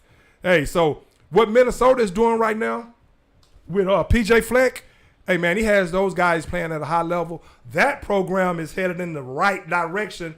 And we thought Michigan State, one thing we learned about Michigan State, one thing we learned from watching Michigan State is this. You can't solely depend on the transfer portal to build a program. You have to recruit well. You have to recruit well. So let's see if Mel Tucker can start recruiting and getting some speed in there, because they're putrid on offense. They were terrible on defense last season, especially in the back end of the secondary. So you can't solely depend on, I'm going to get these transfers and that's going to and that's how I'm going to build my program. No, you better become a great recruiter, and that's how you build that program. But kudos to Minnesota for that. Kudos to the University of Tennessee for beating Florida 38-33. So hey, that brings up one more thing before we move on from college football. It just reminded me of something. Did you read or did you hear about, Herm Edwards fired as the Sun Devils head coach? I heard about that. Did you hear the rumors that the assistants and people in the building were so fed up with working for Herm Edwards, who, for multiple reasons. One, they felt like he never learned the recruiting rules, hence why he was, he received some violations and under investigation by the NCAA for violating. He probably just didn't abide by them. And then also, they were so fed up with, working for the guy that they were actually leaking game plan information. Are you serious? To the opposing coaches, and in hopes of the Sun Devils losing and Herm getting fired. Let me ask you this. Wow. Too far. Don't push in. Don't push in. I'm just saying, is that too far? If you want a guy gone, you're working under a coach. Is that too far to go and leak information to the opponent to hope that y'all lose every week? I agree. If you don't want to work for a man, why don't you just go work somewhere else? Or why don't you leave? Or why don't you tell him, hey, I think J.J. Watt looked Bill O'Brien right in his optic stems and said, "I think you're a crappy coach," and I'm telling you the censored version of what he said. Right. But hey, if that's how you feel about the guy, then go tell him, "Hey man, I think you're a crappy coach and you need to resign. Let somebody in here take over who knows what the hell they're doing." You hear me say it all the time, and I don't know what goes on behind closed doors. I don't know what went on behind closed doors at Arizona State. I don't know what went on in recruiting. But obviously Herm did not abide by the rules. But as an assistant coach, again, like I always say, any differences that you may have. I don't understand why people just don't communicate. But talk to the guy, man. To me, you're not just taking Tell him what you don't like and see if it helps. When you do that, you're not just taking it out on Herm. You're taking it out on those kids that got to play on Saturday as well. Absolutely. Because you're setting them up in a situation where the other team, the opponent, knows what's coming. That shows you that Herm didn't do a great job in his hiring process. Let me tell you this. I knew Herm Edwards' tenure at Arizona State. When I knew it was done? And I never really followed him at Arizona State. I would check the score every now and then. Do you know when I knew that it was done, Greg? It was at the introductory press conference whenever one of the reporters raised his hand and Herm said, "Okay, I'll take your question." And he's like, he says his name and he says Devil Digest, and he said, "Oh, I don't mess with no devils." They're like, "Well, you do realize you just took the job as the head coach for the Sun Devils, right? And that's the Devil's Digest that I'm writing for, not Satan the Devil's Digest." I was like, man, Herm's days are numbered from that point. I knew he wasn't going to last very long. Look, he's a fantastic personality. I think he probably goes back to TV. If he doesn't want to just retire, and get out of the spotlight. Yeah. But I think he probably will end up back in TV. In my mind, he's a legendary NFL personality, head coach. And a fan, Skrilla. Some of the plays he was involved in are some of the most historic plays in NFL history. Mm-hmm. So he's definitely a legendary guy and a legendary personality, but I just don't think the college ranks were ever meant for Herm Edwards, and I think his style of football, his style of coaching, died on a long time ago. Hey, well, obviously that's the case. Or died off, I should say. Right, obviously that's the case. Now, I remember last season, what was this, his third year or his second year? But I remember he got off to a pretty good start. Didn't he get off to like a 2-0 start with Arizona State? And I said to myself, Arizona State, with all the recruits they already still had there from, was it Kevin Sumlin? Sun Devils and Arizona State, that's where I was getting recruited by. That was the big school that I was getting recruited by before Coach John Cooper, in the middle of my recruiting process, switched over to Ohio State. And once I saw that he had taken that job with Ohio State, I said, damn, because I was going to go to Arizona State. It's like, that's the big school that's recruiting me. They had just came off of a Rose Bowl. Aaron Cox was the wide receiver. And so I was watching a press conference one day, John Cooper accepting the coaching job with Ohio State. I remember it like it was yesterday. And I was like, damn. I was like, so Arizona State is not going to recruit me anymore. And then the very next day, Coach Huey called me and said, I'm with Ohio State now. I said, let's do it. Hey, but Herm, obviously his coaching style was not working. I mean, he coaches in a lot of high school games and things of that sort, but the game had actually gotten away from him, obviously. Great personality, probably more so made for TV at this point, like we're talking about. We'll see what he ends up doing. But obviously his coaching style was not vibing with these players, not only on the field, but obviously whatever he was doing off the field. But that Sun Devil, I mean, that thing you told me about the press conference, that was very, very funny. So he's gone. He gone. Hopefully Herm lands on his feet some kind of way. But Tennessee over Florida, 38-33, man, at Neyland Stadium. Senior quarterback Kamal Hayden. Hey, kudos to him, man. I love what this guy is doing. Credit to him. Hey, he earned a hard-earned victory right there. So the Vols are 4-0 for the first time since 2016. And, hey, Hendon Hooker was sensational for Tennessee. And, hey, I'll tell you like this, man. Anthony Richardson, who I talked about on the show last week, and how he's still a learning quarterback. The physical traits, the physical tools are second to none right now. So he's still going to be a top 10 to top 15 pick. I remember I said the first pick, but that's kind of stretching it right now with C.J. Stroud and Bryce Young doing what they're doing. But Anthony Richardson, he threw for over 400 yards, 453 to be exact, 2 touchdowns running, 2 touchdowns passing, ran for 62 yards. U of H beat Rice 34-7. A&M over Arkansas. Arkansas blew a field goal at the end, but A&M did just enough on offense. What did I say? Get the ball to Devon A-Chain. They did that in the tune of over 100 yards rushing, 159, I think, for him. So, hey, kudos to A&M as well. And so that's how Texas talk. And remember, Stephen F. Austin, 98-0. Stephen A. Austin. That's the only thing like, Stephen I ever hear for most of the time is Stephen A. So I never hear about Stephen F. Austin. I'll tell you what, when that tongue of yours gets tied, boy, it stays on something, man. I remember when it was Deshaun Hopkins and we couldn't get him to quit saying Deshaun Hopkins.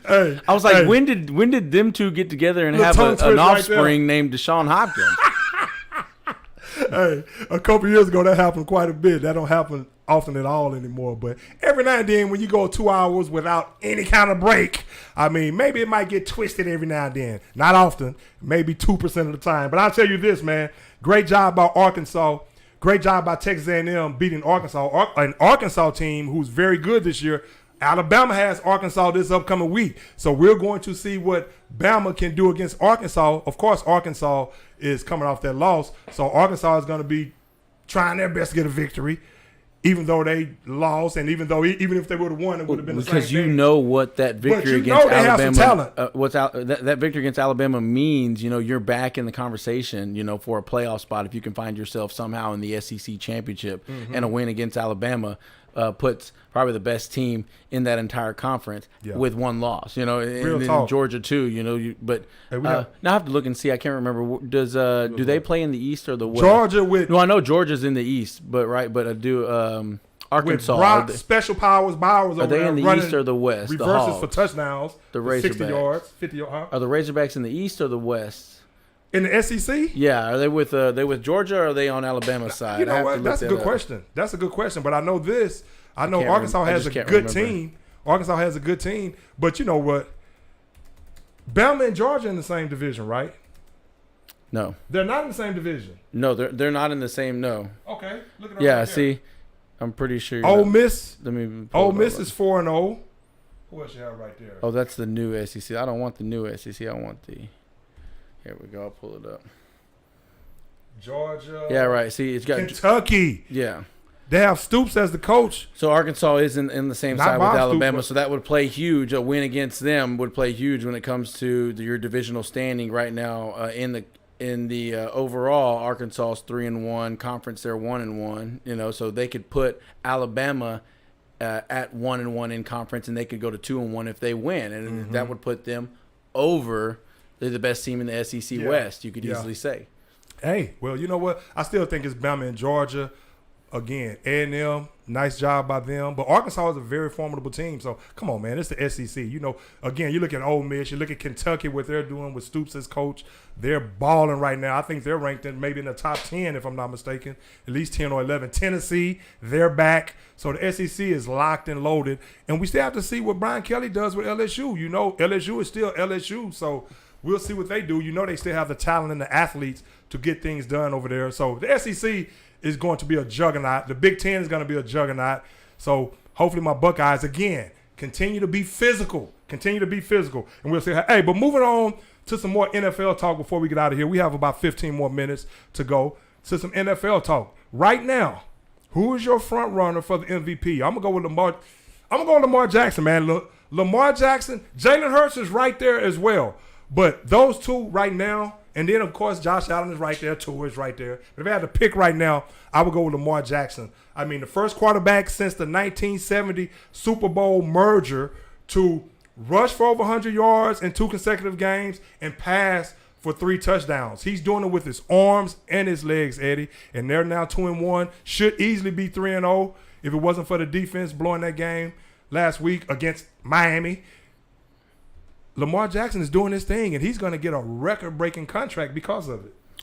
You would think. I don't understand what Baltimore's going to do if they don't re-sign him, but I don't know how you couldn't. They just he plays a different brand and a different style of quarterback. But when you see what he can do and how he keeps getting better every year, I don't know how you could turn away from the guy when you got that particular bird right there in your hand. Lamar Jackson's a good choice. For me, you could go – Lamar Jackson would be third on my list. To me, at first place, there's a tie between Jalen Hurts and Tua Tagovailoa, and I would give it to Tua with the signature win that he had over Josh Allen, a win where he comes back from an injury that probably would have put most quarterbacks out, a mid to upper back injury, but comes back and plays well and leads them to a very hard-fought victory. Now, he only threw for 186 yards. But you just look at where he's at, and when you look at the stats in the league, where he ranks in yards, he's number 2. In touchdowns, I believe he's number 3. Tied with Patrick Mahomes with 8 touchdowns. Who was that first right there? You got Lamar Jackson with 10. But what turns me off a little bit about Lamar Jackson is there's still that doubt about late in the season when you play a team. We've seen him come back this year, but particularly the way you beat Baltimore is you get up on them, and there's still a little bit of mystery about how good Lamar can be late in the season when they're playing teams like the Bills that are going to get up on them. Then what kind of offense are they, and how dominant is Lamar Jackson? Well, I will say this. Go ahead. I will say this to your point right there. I think this season will be something different.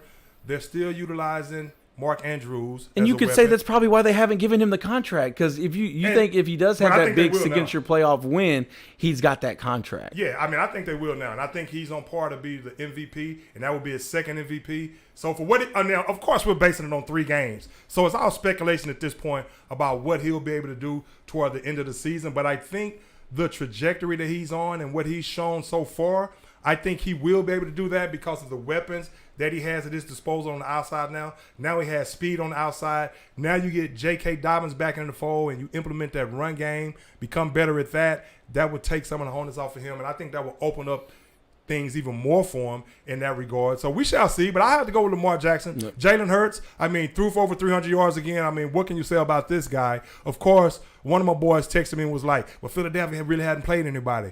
Okay. It's still the NFL. And so after 3 weeks, we really don't know what's going to shake out with a lot of these teams. We talk about the Dolphins. Hell, who's to say we don't look up in week 10 and the Dolphins are not 5-5 or something like that. So it's early on. So I can only go by the numbers and what I'm seeing on the field. At the end of the day, it's still the NFL. But all these guys we named, you can't argue with any of those. No, it's just Lamar is doing this thing, man, with his legs, with his arm, and they should be 3-0. Yeah. And the reason I give him the nod over Tua, you were talking about what Tua has done, threw for 186. I love what Tua is doing right now. But the game against Tua, which they should have won, and I'm not one of these guys that say, okay, moral victory, this or that, whatever.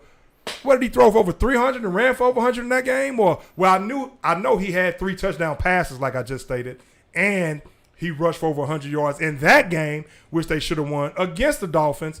And if it wasn't for the defense letting them down, they could easily be 3-0. So Tua had 6 touchdown passes in that game. He showed up, and he also leads the league in 40-plus yard passing plays, which he's tied with Jalen Hurts with 5 of those. So it's going to be a great race. The kicker too, 71% completion percentage from Tua Tagovailoa, outstanding. Yes, it is. The one thing about averaging Tua, 9.2 yards a attempt, so it's not like it's the dink and dunk offense. Yeah. And I will say this about Tua.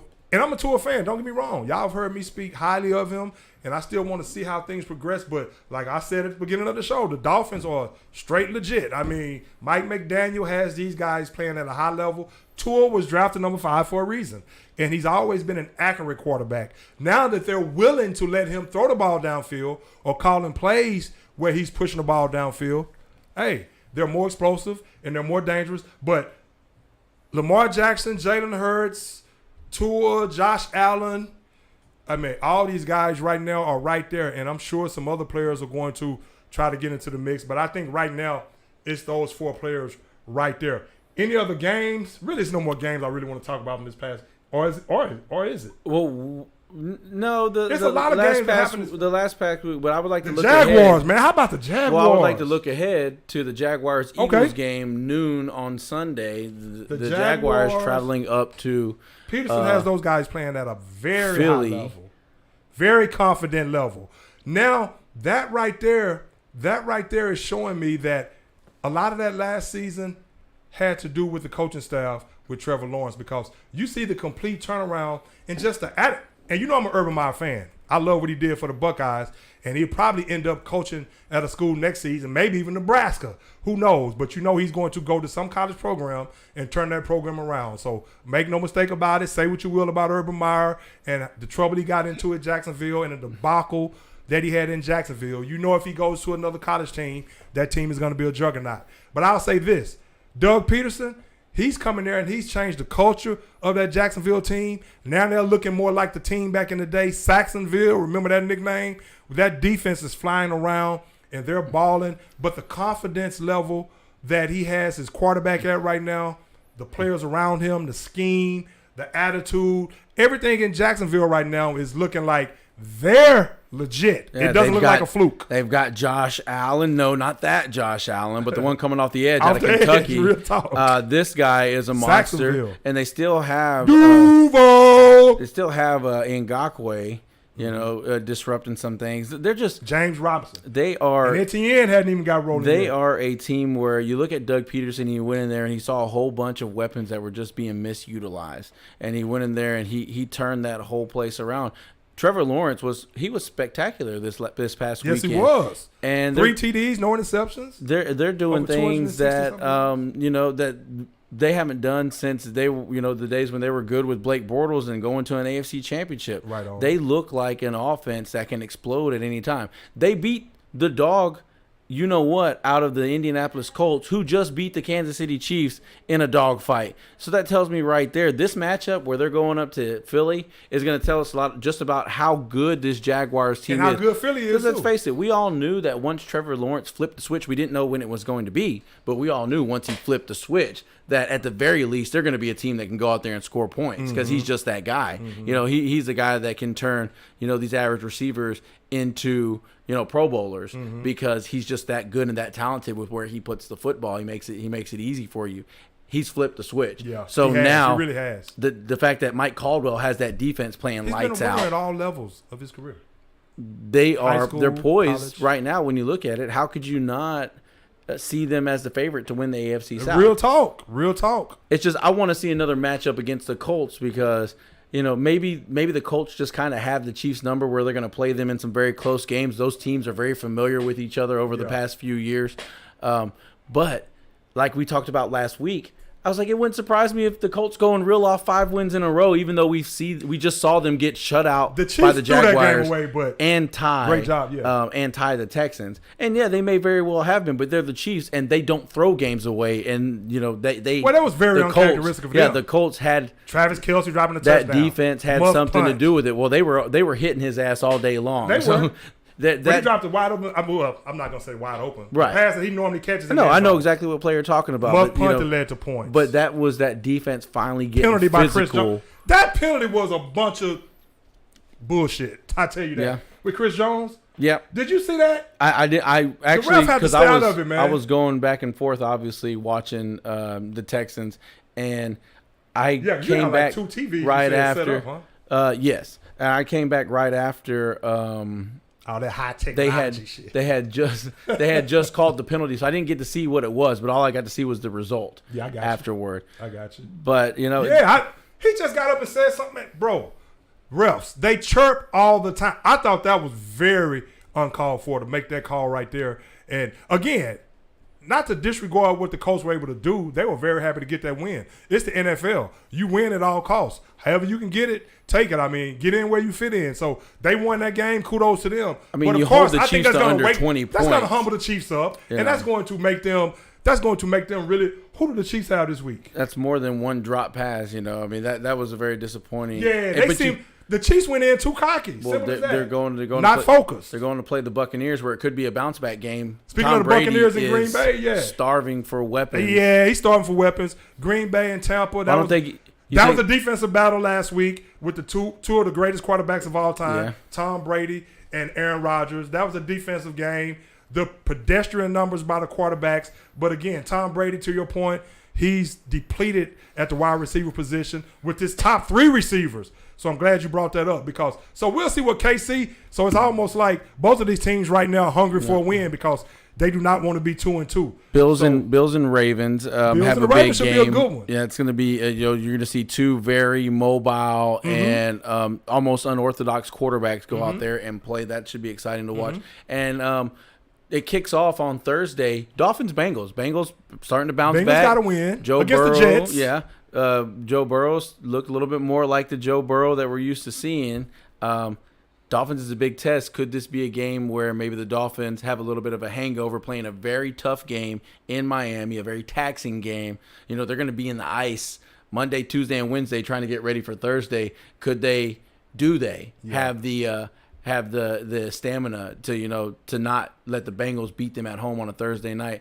Joe Burrow typically plays well in that situation. Yeah. And I could see him, now that he's got a decent game under his belt, I could see him really start to get that offense going. Let's not forget. True enough. Jamar Chase hasn't even really done anything yet. Yeah, right. Nothing. So when he starts getting going, it's been Boyd, it's going to come Ben down T. Higgins. Right. Once Jamar Chase gets going, that takes that offense to another level. Absolutely. And could it be Thursday night when that happens? Joe Mixon hasn't done diddly squat either. And you know what's going to really be the telling factor in that game?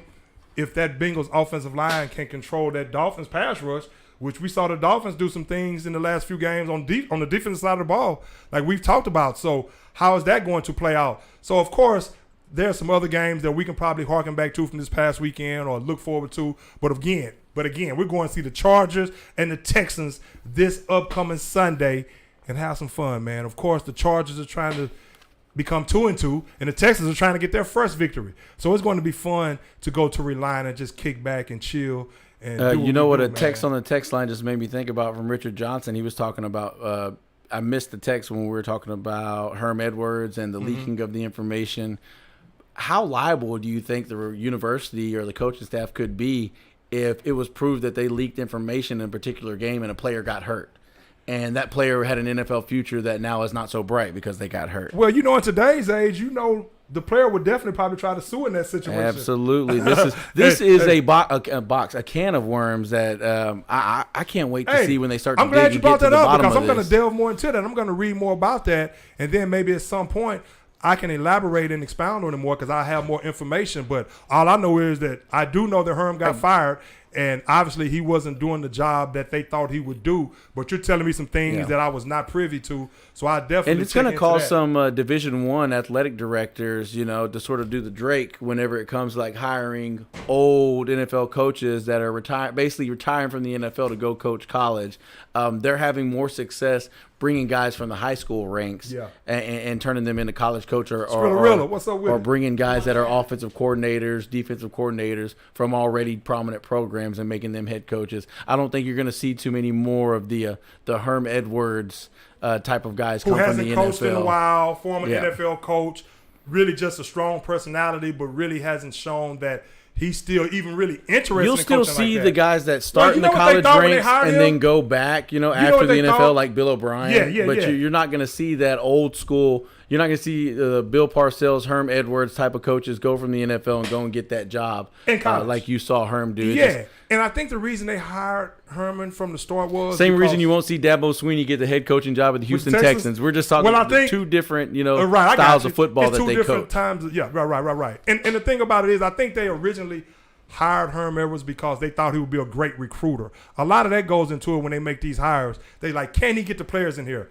And they watched how he handled a lot of those All-American games in high school, how he dealt with the players. And I'm sure he was a great interview when he went in there. I'm sure they watched him on ESPN for years, and they knew his track record with the Jets and certain teams, the Chiefs. So they knew that he had an acumen to be a good coach. But I think more than anything, they gave him that job based on the fact they thought that with his personality, along with his knowledge and his person skills, they thought that he could land those big-time recruits as well as do what he's supposed to do as far as abiding by the rules. Hey, before we go real quick, Jets visiting Steelers this weekend. If the Jets beat the Steelers, do you think it's time they switch to Kenny Pickett? Yes. Because I think it was time. Hell yes. It may be time already. 3 games ago. Yes. They're 1-2. The Jets are 1-2. The Jets come in and knock you off, especially if it's Joe Flacco at the helm. What Mike Tomlin gonna say? The standard is the standard. The standard is the standard. I just think the kid is ready. I mean, he gives you more opportunities to win. He clearly is not a guy that's going to go in and the moment's going to be too big for him. When you see guys come in and play fluid and cleanly in the preseason, that's a great sign. And he's 24 years old. And that's what he did. So I keep, kind of correlating it to Russell Wilson. That's what Russell did to go in there and win that job from Matt Flynn in Seattle. He played real well in the preseason. And then Pete Carroll decided, hey, you know what? We're just going to give him a chance to go out and play. I'll say this. And look what happened. I'll say this. Get Pickett out there. Yeah, right. Absolutely. I mean, you're the freaking Steelers. At 1-3, you are in a tailspin. You know I'm a big proponent of playing the young guy, especially a guy that you drafted first in the first round. So you know I'm a proponent of that. And speaking of Russell Wilson, before we get out of here, and I guess we'll talk basketball. I'm going to grant you your wish today. We ran out of time, so we'll talk basketball next week. We'll let them get going in camp. Here's some storylines. There's not anything I want to say about the press conference. I mean, I guess Kevin Durant and Kyrie, that debacle over there with the Nets. I saw LeBron in the press conference praising up Russell Westbrook. Now he's stuck with Russell Westbrook. Hall of Fame player, by the way. So the Lakers are going to have to make it happen. So I don't really want to say too much about the NBA right now. Lonzo Ball out with that knee injury. That's something to really keep your eye on, Eddie. That Lonzo Ball situation with that knee injury with the Bulls. You see how the Bulls, how they descended after he got injured last year when he was actually starting to come into his own as a player. Lonzo Ball, this is a situation where he's saying that he can't even put any pressure on that leg. Man, what is it when the point guards go to the Bulls, man? I hope that's not a situation where that's a career-ending deal. Derrick Rose wasn't no good in Chicago. I know, man. But hey, you know what? So that's pretty much all the basketball for right now. But going back real quick to what we were talking about, we were talking about we were talking NFL. I know that. So, and there's not too much more to really add on that. Other than the fact we'll see how these games transpire this upcoming weekend. Really looking forward to it. Really looking forward to seeing if my Cowboys can keep it rolling this upcoming weekend. They play the Commanders. The Commanders. The Washington Commandos. The Washington Commanders. Yeah. So that's pretty much it right there on the NFL. The Texans have the Chargers, like I said. Who else? Cardinals and Panthers, Patriots and Packers. Okay. Where an Aaron Rodgers offense continues to sputter. They have a good running game. They've got good play out of the backfield. There's no separation for the receivers. Agreed. There's no threat down the field. There's no Robert Tonyan sightings. There's just no. I was going to talk about your boy. You were talking about Russell Wilson in Seattle right there. Maybe Russell Wilson may miss Seattle more than Seattle misses him because Russell Wilson right now in Denver, along with Hackett as the head coach, Hackett, who doesn't seem like he's ready to be a head coach, but he may improve. He may turn out to be a great head coach.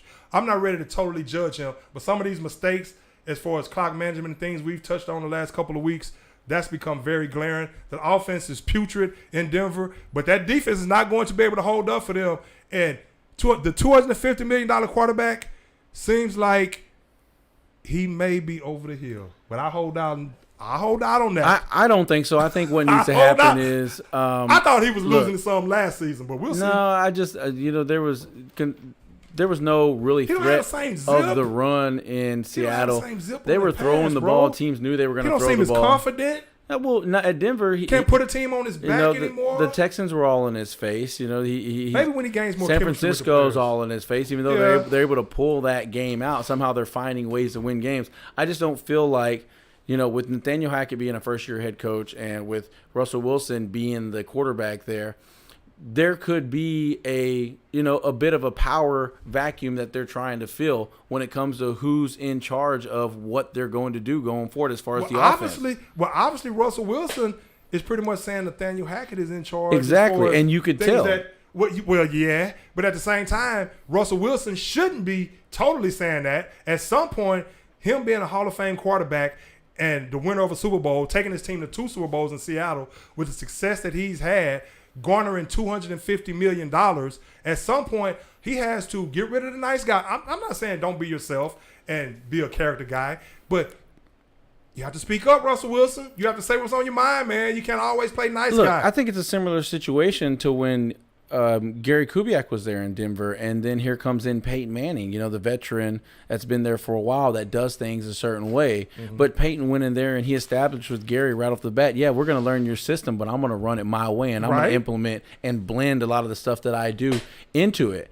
And I feel like, I don't know, I'm speculating here, but I feel like Nathaniel Hackett and Russell Wilson haven't really had that conversation. Russell's just kind of let Nathaniel take the charge, and because he wants the head coach to be able to establish, he's not jumping into Pete Carroll's established regime in Seattle. He's coming in with a brand new head coach, and you don't want to step on his toes, but at some point they got to pull each other to the side and say, hey, look, this is what I did, this is what we did in Seattle that worked, this is some of my favorite things to do, this is what we don't have in our playbook that we should have.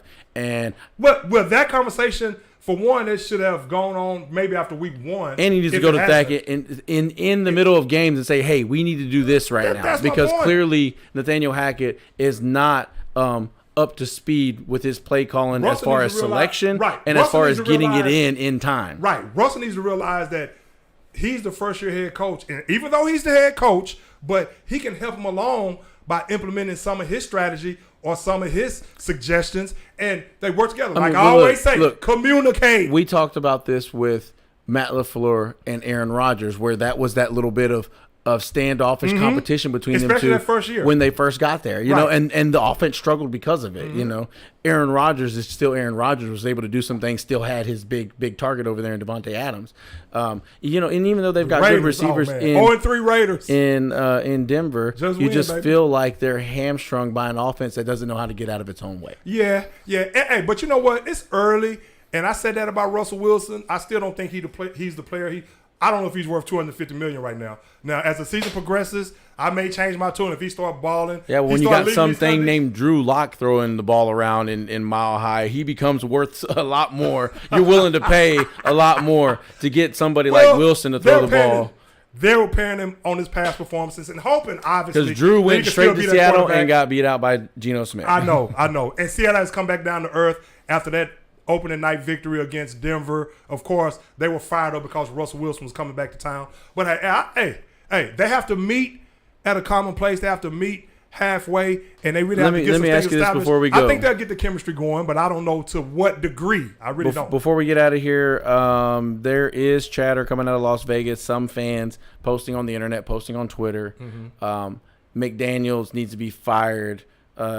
Anyway, you're on board with that in any shape or form, with thinking that these 3 games are sort of a microcosm of what you're going to get from Josh McDaniels this time around, his second time around as an NFL head coach. He seems like he's not a great head coach, because that team with that talent should not be 0-3 right now. I'm sure Devontae Adams is probably kicking himself right now as well. I know it's cool to live in Vegas and all this and that, beautiful stadium.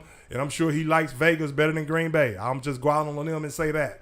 But I'll say this. You think so? With Derek Carr. Over the cheese curds? With Derek Carr and the talent, Waller legal and the prostitution and gambling, cheese curds and ice skating on the lake. Sin City? Are you serious? Where I can hang out till 4 or 5 in the morning? And hey, but I'll say this. To your question, Josh McDaniels seems more like an offensive coordinator type of guy. He really doesn't seem like he's a guy that's cut out, at least as of yet, that's cut out to be a head coach. This is his second stint, like you said. But they keep giving these guys, they keep regurgitating some of these guys. But Eric Bieniemy, he hasn't had a shot. I mean, come on, man. I can go on and on. Don't get me started. But we'll be back next week, and we'll talk a lot of NFL, college, more baseball, because it'll be getting closer to the playoffs. The Judge is going to hit number 61 tonight, I'm telling you, even though I'm not a Yankees fan at all. And we'll talk some college football, NFL, baseball, and some basketball. We'll talk a little bit more pro basketball, maybe break down a team or two or a player or two just to get it rolling. Check out the Astros tonight. Luis Garcia takes the bump as Lance McCullers is going to be sat down and out of the lineup due to illness. So we'll see what that illness turns out to be. It doesn't seem like it's going to be COVID. Maybe it's a stomach bug. Stomach bug goes around or has been going around lately. I saw guy at work got the stomach. No, it's no good. Man. He got it from the kids. The kids one's the worst. Ugh. Hey, I mean, that's not funny. I'm not laughing at that. But, yeah, that stomach bug is something serious right there. He ate churches that day, and he said it was he said it tasted coming up like it did going down. And I said, delicious? And he goes, no, not delicious. Oh, man. You know what it's time for? A double whopper, man. How about a double whopper? I'm sure you want your Popeyes right now. Popeyes is pretty good. I like Popeyes. Hey, well, let's do it again. We're going to be kicking it at the Texans game this upcoming weekend. And then maybe at some point we make it down to Valley Ranch. Hey, but you all stay blessed. Thanks for tuning in. Roof! Legends live and let live. Next week, catch us 6 to 8 on Tuesday. We're out.